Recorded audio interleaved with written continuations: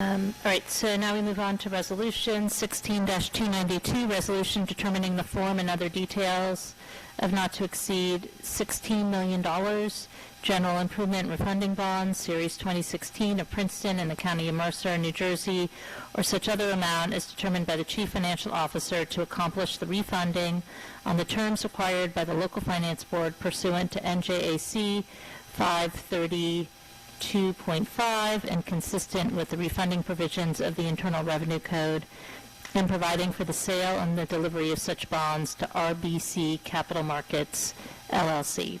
Is there a motion to approve?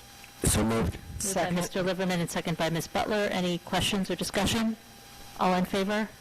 Aye. Any opposed? Resolution passes unanimously. Next, 16-293, authorizing the award of a contract to Winter Ford through State of New Jersey Contract A83173 T2101 for a 2017 Ford Transit Connect XL van model E6E for use by the Department of Public Works in the amount of $22,421.50. Is there a motion to approve? So moved. Moved by Ms. Butler. Is there a second? Second. Seconded by Ms. Krummeler. Any questions or discussion? All in favor? Aye. Any opposed? The resolution passes unanimously. Next is 16-294, resolution authorizing the extension of the existing contract with Central Jersey Waste and Recycling for solid and bulky waste collection for 1 year in the amount of $408,186. Is there a motion to approve? Can I move this one and the next one together? Yes, you Anybody may. object to that? So moving 16-294 and Would you prefer to vote on them separately? No, go ahead. 295, which is a resolution authorizing the extension of the existing contract with Central Jersey Waste and Recycling for organic waste collection for 1 year, 2017, in the amount of $225,000. And they've both been moved by Mr. Simon. Is there a second? Second. Seconded by Ms. Butler. Any questions? Yeah, Mr. Simon? If I can just make a comment, we had hoped we wouldn't need to extend the organic waste contract, that we'd have by now a facility located near our location that we could contract with at a lower cost. It would actually, we do not have that yet. It's unclear when such a facility will be built. On paper, later this year it's going to be online, but they've missed so many deadlines it's hard to know, and also they haven't announced pricing, so we don't know whether in fact they're going to be cheaper than trash pickup, which is part of the economic promise we've made to residents about this program. So we're continuing it to wait and see. We don't know yet whether we're going to get that facility. Do you have any sense of how long we continue? I mean, what would be your recommendation, having looked at this and knowing, I mean, is this even environmentally helpful to do this composting, given how far we have to travel? Yes. Sustainable Princeton did the calculation on greenhouse gas emissions if the same amount of organic waste had gone into landfill versus having it composted. And because in a landfill it goes through an I'm not saying it right. Anaerobic, thank you, process. It generates a lot more methane, which is a lot worse in terms of greenhouse gas emissions. So there is a savings now, even though it's more expensive. So there's a savings on greenhouse gases, but it's more expensive too. And it is closer than it, I think some of us, Joe, you may be thinking like I was initially, back when it was in Delaware. It is. It's in eastern Pennsylvania. It's closer. It is closer than it was, but it's still far enough away that the net cost on a dollar basis is still more expensive to residents. Yeah, I'm surprised that the dollar amounts here, it's more than half of the regular trash.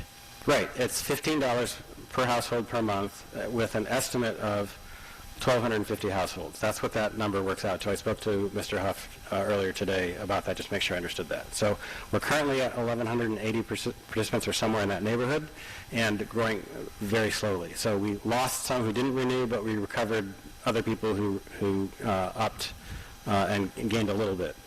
I think he said in his cover memo that if we actually were to surpass that and surpass it so the average for the year were more than 1,250, he'd have to come back for supplemental approval. But that's right now we don't necessarily expect that because the current economics appear to be growing. We appear to be gaining membership or participants in a slow rate. And then the other piece I remember too is it's, if for people who are interested in the program, joining is a first step, but it's also participating as fully as possible is what makes us either break even or do better, because the idea is to put everything that can possibly be composted into your compost pail, as opposed to having that stuff end up in your trash, because then we're paying double. Just for extreme clarity for the public, anybody who happens to view this video later, since our audience is so small. All right? It's for Tim. If you, the cheapest and most cost-effective, both for you individually and for the town, is for you to compost at home. Next most cost-effective is for you to use the leaf and brush pickup the town provides, because the transportation is so much shorter. The next most cost-effective is to use the organic program, and the least cost-effective, well, actually, I'm sorry. At present, it is not true that it is more cost-effective to use the organics program. That is what we anticipate to be the case when we get a facility closer. At present, it's not. It's more expensive to use the organics program, but the economics should work out that when we get a facility much closer to us, basically in Mercer County or nearby, that the organics recycling program at that point will become cheaper than putting it in with the regular trash. But once you're signed up for the program, we want people to put every compostable item in their compost bin. That they can't compost at home. That right? they can't compost at Right. home, but not to put that in the trash. Right. But also put it in leaf and brush pickup first if you have the opportunity. If it's leaf and brush. If it's leaf and brush. Some people actually use this program to supplement leaf and brush pickup because they need it more often than the town's service, and that's perfectly acceptable as well. Okay. All right. I wanted to ask a Yeah, question. Ms. Butler. You don't know off the top of your head, Patrick, what the amount of the solid and bulky waste was. We've got the 408 number, but do you know what It was about $6,000 less this year. It's going up by, I think he said $1.10 a ton, and that's... Right. Okay, so is is that that what what it is? It nets It's only out. 6,000 more? Yeah. Okay, that's, Yeah, and this is what I was told by Bob Huff. I haven't... Okay. Right. We spoke about this earlier. He thought I might have some questions about the ordinance. Is there any other discussion? All right. All in favor? Aye. Any opposed? Okay, both resolutions passed. Next we come to 16296, PSA with Miller, Porter, and Muller, representing the Princeton Planning Board in the matter Arnold Rabson and Barbara Barnett versus Princeton Planning Board, Wei Chi Chen and I Chen Mei, docket number MERL 175716, in the amount of $30,000 and an hourly rate of $215. Is there a motion to approve? So moved. Moved by Mr. Liverman. Is there a second? I'll second. I thought we had to. Well, I have a question about this resolution. Okay, yeah. This is the third or fourth meeting in a row where we've got a resolution approving the budget increase for a planning board litigation. So here's the question. Can we actually defer this to next year, and can they push off the litigation? Is that possible? And can I I ask, think this is a new lawsuit, and they do a separate professional service agreement for each individual lawsuit. and just for clarity, this lawsuit is different than two of the previous planning board lawsuits. Oftentimes when the planning board hears a controversial case, you get sued whether the planning board votes yes or whether the planning board votes no. The past item was to defend the planning board for rejecting an application. This is a suit. The planning board approved this on a split vote. Ms. Kremel and I actually voted no, and I believe Mr. Quinn voted no also. But it did pass, and this is a suit from the neighbors. And So it's either For way. me, it's a little bit, I mean, I'm not enthusiastic about defending it because I voted against it in the first place. So, But I don't, maybe it's just me, but I don't think we have a choice, do we? I mean, we have to defend it Let's now. add to this that we are, and let's add to this that we, that we're spending a lot on litigation, and the fees are high, and so it's frustrating to see, is there an avenue to reverse, if two council representatives, is there not an appeal outside of this appeal to the governing body? No, not the planning And board. so just for my understanding, if we don't approve the budget, what happens to this lawsuit? Do the neighbors win by default?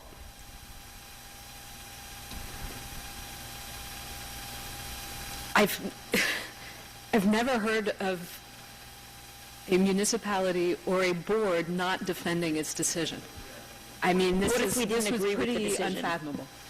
But what if we didn't agree with the decision? Right, what if the governing body Not does? for you to agree or disagree. That's why there's no avenue of appeal to this body. The planning board is a statutorily independent decision-making body. I understand that, but we're the body that approves the money they spend. So what happens under state municipal land use law if we don't approve it? Well, it's not under the MLUL, but, potentially it's conceivable that the planning board could take you to court to fund the litigation. I don't know that they would. I've never seen that happen. Well, But here if the they pla- feel that they need to defend their decision, But the planning board here is a co-defendant, correct? yeah, the applicant would also want to defend this lawsuit in order to keep their approvals intact. So there's still a lawsuit because there's still somebody defending the decision. Just wouldn't be the council paying for it. As I said, I have never seen a public entity not respond at all. There's a specific process in the appellate division, it's either in the appellate division or at the Supreme Court, where a public entity can choose not to participate, but there's a specific process that's laid out for that in the court rules, and there are certifications that the public entity has to file. To me, that establishes a presumption that if you are a public entity and you are sued, you must respond in some way.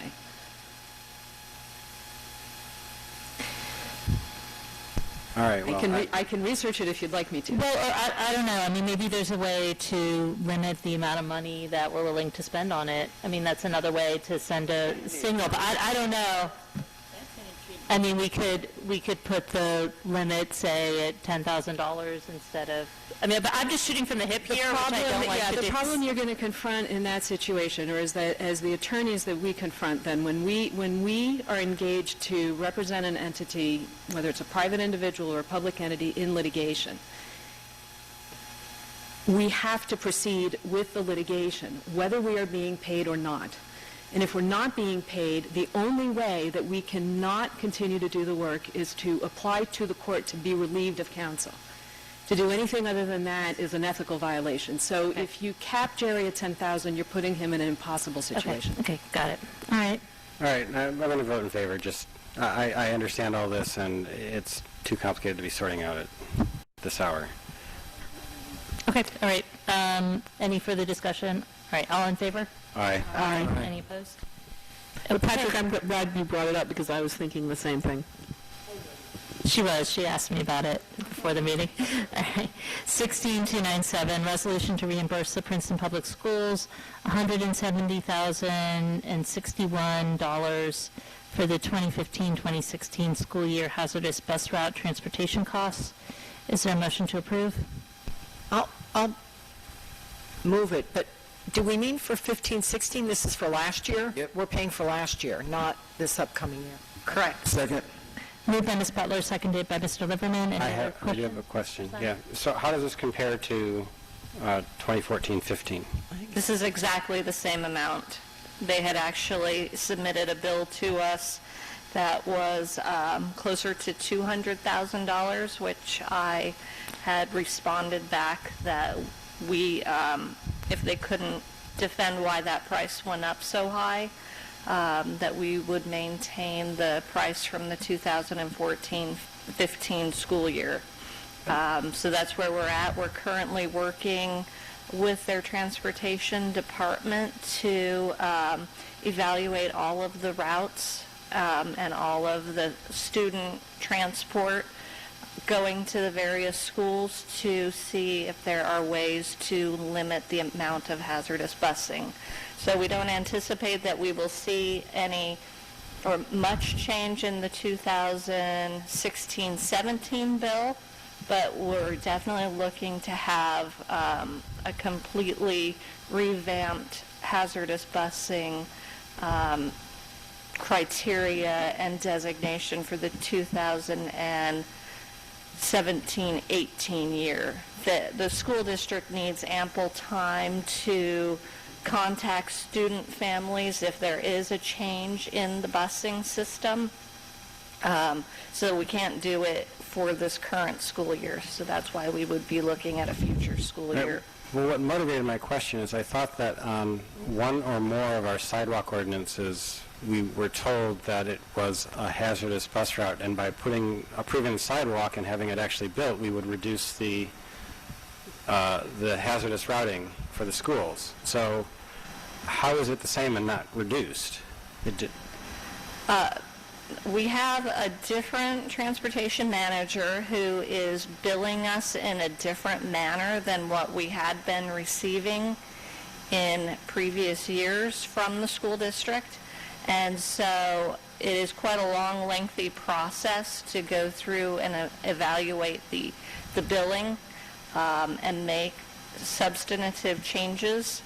So at this point, we've asked them just to hold the previous year's price.